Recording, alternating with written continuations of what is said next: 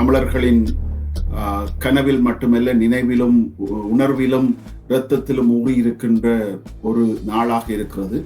இந்த நாளிலே எமது மண்ணுக்காகவும் மக்களின் எதிர்கால கனவுகளை நனவாக்குவதற்காகவும் தங்களையே தங்கள் இள வயதில் ஆகுதியாக்கிய அந்த வீர மறவர்களை நினைக்கின்ற ஒரு நாள்.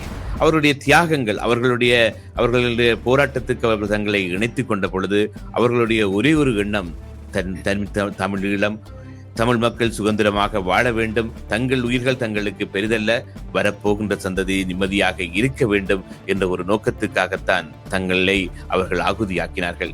இப்படி அத்தனை கருத்து வேறுபாடுகளை மறந்து இணைந்து நாங்கள் கட்டாயமாக தொடர்ந்து எமது விடுதலைக்காக போராட வேண்டும் என்பதை உணர்த்துகின்ற ஒரு முக்கியமான நாளாக இந்த தியாக நாள் இருக்கிறது.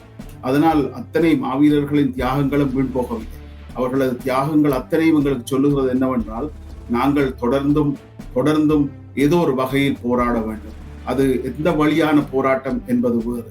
அது எப்போதும் ஆயுத வழி போராட்டம் ஆக இருக்க வேண்டும் என்பதல்ல. அவர்கள் எங்களுக்கு ஒரு பாதை அமைதி தந்திருக்கிறார்கள். அமைதி வழி போராட்டமாக இருக்கலாம், அரசியல் வழி போராட்டமாக இருக்கலாம், அறவழி போராட்டமாக இருக்கலாம், ஒவ்வொரு வகையில் பிரச்சார யுக்திகளை கையாளுகின்ற போராட்டமாக இருக்கலாம், அல்லது லொபியிங் என்று சொல்லப்படுகின்ற அந்த வகையிலான ஒரு பிரச்சார ஒவ்வொரு வகையிலான போராட்டங்களாக இருக்கலாம். ஆனால் இந்த போராட்டங்கள் மிக முக்கியமானவை என்பதை உணர்த்துகின்ற, எங்களது விடுதலைக்காக இறுதி வரை போராட வேண்டும், ஒவ்வொரு தமிழனும் போராட வேண்டும், ஒவ்வொரு தமிழ் பேசுகின்ற உயிரும் அதற்காக போராட வேண்டும் என்பதை உணர்த்துகின்ற ஒரு நாளாகத்தான் இந்த மாவீரர் நாள் எங்களுக்கு அமைகிறது. இப்படி போராடி இப்போது களமாடியவர்களில் பல போராளிகள் அங்கவீனமுற்றவர்களாக, பல்வேறு வகையில் நடமாட திராணியற்றவர்களாக, வாழ்க்கையை அடுத்த கட்டம் நோக்கி நகர்த்துவதற்கு வழி தெரியாத அளவிற்கு மாற்றம் பெற்றிருப்பார்கள்.